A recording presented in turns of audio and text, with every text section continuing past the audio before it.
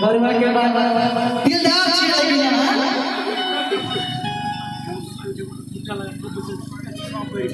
अच्छा कुत्ता लगा के चश्मा लगा के उसी बैठल छथिन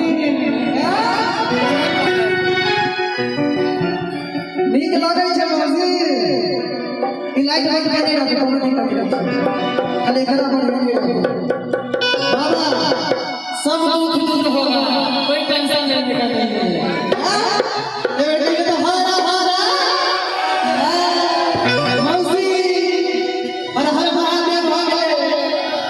एक बार थापड़ी बजा दे बाबा के लिए